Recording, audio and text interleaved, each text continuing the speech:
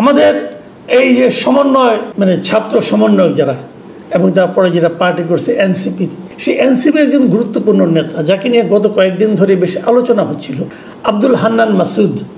ওনার যে পিতা তার নাম হলো আব্দুল মালেক, আমিরুল ইসলাম মোহাম্মদ আব্দুল মালেক ওনার পিতার নাম।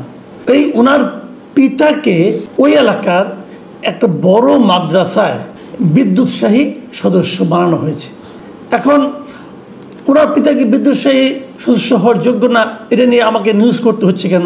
এটা নিয়ে নিউজ করতে হচ্ছে এই কারণে যে এই আব্দুল হান্নান মাসুদ নিজেই বলেছিলেন যে তার পিতা একটা এরকম মাদ্রাসার সহকারী শিক্ষক ছিলেন। তারপর সম্প্রতি তিনি অবসরে গিয়েছেন এবং অবসরে যাওয়ার পর তিনি মানে আপনার পেনশনের টাকাটা তুলতে পারেন না, উৎকোচ দিতে হবে বলে। তাদের ঘর খুবই জরাজীর্ণ। তার মানে অর্থনৈতিকভাবে তারা এলাকার সবচেয়ে মানে অসচ্ছল পরিবারগুলির মধ্যে একজন। তাহলে সেই অসচ্ছল পরিবারের ব্যক্তি, তারা ভাই, কয়েক ভাই, 4 ভাই, তার ভাইয়েরা ঠিকমতো পড়াশোনা করতে পারে না, টিউশনি করতে হয়েছে। এই যে ঘটনাগুলো, এই যে কথাগুলো উনি বলেছেন, এগুলি বলার মাধ্যমে কিন্তু উনি মানুষের কাছে বড় হয়েছেন। মানুষ ভেবেছে যে না ঠিক আছে, এ এখন অনেক স্ট্রাগল করে এই জায়গায় আসছে। এই যে স্ট্রাগল করে আসা, এটাকে মানুষ কিন্তু অনার করেছে। আসলে এই ঘটনা থেকে এই বিষয়টা স্পষ্ট যে আমি কিন্তু এখানে হান্নান মাসুদকে খুব একটা দোষ দিই না। দিন এই কারণে উনি নিশ্চয়ই করতে বলেননি, আর যদি বলেও থাকেন তাই বা ওনারা করবেন কেন, এটা একটা দিক। আর দ্বিতীয় দিকটা হলো স্কুল কর্তৃপক্ষই বা কেন করতে চাচ্ছেন ওনার পিতাকে এই বিদ্যুৎসাহী সদস্য? কারণ একটাই, ওনারা ভেবেছেন হান্নান মাসুদ এই মুহূর্তে গুরুত্বপূর্ণ ব্যক্তি।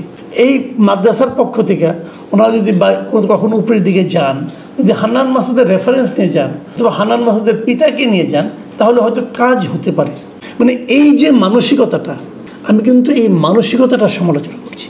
এই মানসিকতাটা কেন গড়ে উঠেছে, কেন গড়ে উঠে, মানুষ কেন ভাবে একজন গুরুত্বপূর্ণ লোক তার বাবাকে যদি আমি ইউজ করতে পারি? যে কথাটা নাকি আমরা শুনেছিলাম আসিফ মাহমুদ সজীব ভুঁইয়া বলেছিলেন, সহজে কাজ পাওয়ার জন্য ঠিকাদাররা তার বাবাকে নিয়ে এই লাইসেন্স করিয়েছিল। মানে তার বাবাকে সামনে রেখে ঠিকাদাররা পেছন থেকে কাজটা পাওয়ার উদ্যোগ নিয়েছিল। আসিফ মাহমুদ সজীব ভুঁইয়া সেজন্য ক্ষমা চেয়েছিলেন। কার জন্য ক্ষমা চেয়েছিলেন? বাবার হয়ে ক্ষমা চেয়েছিলেন। কিন্তু যে ঠিকাদার এই কাজটা করেছিল তার বিরুদ্ধে কোনো অ্যাকশন নিয়েছিলেন? নেননি। সমস্যাটা কিন্তু ঠিকাদারের। তারা যদি আগ্রহী হয়ে না আসতো, আসিফ মাহমুদের বাবা নিশ্চয়ই বলতো না যে কোন কোন ঠিকাদার আমার কাছে আসবা, আসো আমি তোমাদের নিয়ে যাই। ঠিকাদাররাই ওনাকে প্রথম লোভ দেখিয়েছিল, উনি লোভে পা দিয়েছিলেন। এই তো ঘটনাটা ঘটেছিল। তো এখানেও মালেক সাহেব কী কারণে বিদ্যুৎসাহী সদস্য হলেন? হতে পারেন উনি হয়তো ভেবেছেন যে ঠিক আছে আমি মাদ্রাসায় সারা জীবন চাকরি করেছি, দেখে এর জন্য কিছু করতে পারি, এটা একটা মানসিকতা হতে পারে। কিন্তু আমার তারও চেয়ে বড় প্রশ্ন হলো এই মানসিকতার পেছনে যে চিন্তাটা কাজ করেছে, সেই চিন্তাটা তো অনৈতিক। একটা মাদ্রাসা ততটুকু অনুদান পাবে, ততটুকু সুযোগ পাবে যা নাকি তার পাওয়ার যোগ্য।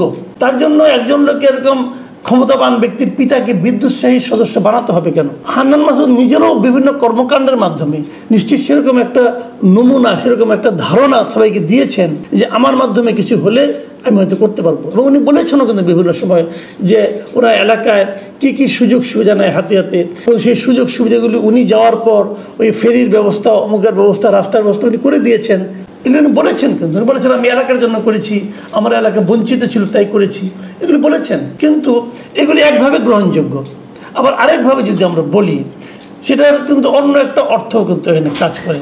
যে কথাটা ওনার ব্যাপারে আগেও বহুবার বলা হয়েছিল যে ওনার গাড়ি নিয়ে, আজকে আমরা দেখলাম যে হান্নান মাসুদ নিজেও একটা স্ট্যাটাস দিয়েছেন এই ওনার গাড়ি নিয়ে, ওনার বিভিন্ন বক্তব্য নিয়ে, বিভিন্ন সোশ্যাল মিডিয়ায় যে লেখালেখি হয়েছে, এরকম দুজনের নাম উল্লেখ, তিনজনের নাম উল্লেখ করে উনি আবার একটা স্ট্যাটাস দিয়েছেন। সেই তিনজনকে জুলকারনাইন শাহের, ইলিয়াস হোসেন এবং বনি আমিন, এই তিনজনের নাম উল্লেখ করে দিয়েছেন এবং বলেছেন যে ওনার একটা কথার আংশিক বক্তব্যকে কোট করে জুলকারনাইন সাইন এবং ইলিয়াস হোসেন ওনার বিরুদ্ধে অনেক কথা বলেছেন এবং বনি আমিনও বলেছেন। পরে নাকি বনি আমিন নিজের ভুল বুঝতে পেরে সেটা উড্র করেছেন। সেই জিনিসটা কি, সেই জায়গাটা একটু বলি। সেই জিনিসটা হলো ওই যে ওনার গাড়িটা নিয়ে উনি বলেছিলেন যে যখন উনি সন্দ্বীপে ছিলেন তখন নাকি ওই ব্যবসায়ী ওনাকে গাড়িটা দিয়েছিল এলাকার ভেতরে চলাফেরা করার জন্য। কিন্তু সবাই যেভাবে নিউজটা করেছে তাতে মনে হচ্ছিল যে ওনাকে গাড়িটা সারা জীবনের জন্য দেওয়া হয়েছে। উনি নাকি বলেছেন যে সারা জীবনের জন্য না, কেবল এলাকায় যে কদিন চলাফেরা করবেন সেই সময়ের জন্য তাকে গাড়িটা দেওয়া হয়েছিল। এটা যদি সত্য হয়ে থাকে, এটা যদি উনি বলে থাকেন ঠিক আছে, আমার এতে কোনো আপত্তি নাই। কিন্তু তারপরে আমার প্রশ্ন আপনি এলাকার ভেতরে চলাফেরা করার জন্য নিজের নিরাপত্তার অজুহাতে কেউ আপনাকে যদি গাড়ি দিতে চায়, সেটাও আপনি নেবেন কেন? আপনি কি না নিয়ে একদিন ছিলেন না? আপনি তো বলতে পারেন যে আমাকে তো মেরেছে, দেখেন না যে মেরেছে, ফুলে গিয়েছে, বলতে পারেন ভাই। তারপরও আপনার কিন্তু এলাকার মানুষের কাছেই থাকতে হতো। যেই মুহূর্তে আপনি কোটি টাকা দামের একটা গাড়িতে উঠে পড়লেন, সেই মুহূর্তে কিন্তু সাধারণ মানুষের কাছ থেকে আপনি আপনার দূরত্বটা বাড়িয়ে দিলেন। এই জায়গাটাতে কিন্তু আমি কেবল ওনাকে বলছি না, ওনার পার্টিকেও বলছি, এই পার্টির লিডারদের বলছি, এই জায়গাটাতেই আপনারা কিন্তু জনগণ থেকে বিচ্ছিন্ন হয়ে গেছেন। মাথায় রাখতে হবে, জনগণের কাছ থেকে আপনি ঠাট বাট দেখিয়ে, চাকচিক্য দেখিয়ে আপনি জনগণকে আপন করতে পারবেন না।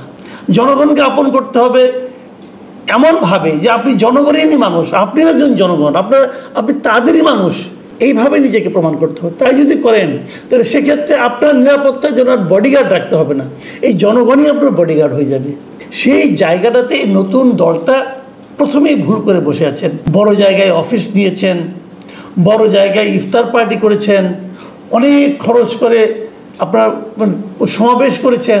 এগুলি যতই আপনারা করতে থাকবেন, ততই আপনার জনগণ থেকে বিচ্ছিন্ন হয়ে যাবেন। অথচ দেখেন, আপনাদের উত্থান কিন্তু এই জনগণের মাধ্যমে, জনগণের মধ্যে থেকে। বাহাদুরি দেখানোর জন্য না, যে জিনিসটার বাহাদুরি ওটা দেখাবেন, সেটা তো খুব ক্ষণস্থায়ী বাহাদুরি। কয়দিন এই দাপট থাকবে, কোনো বিশ্বাস নেই কিন্তু।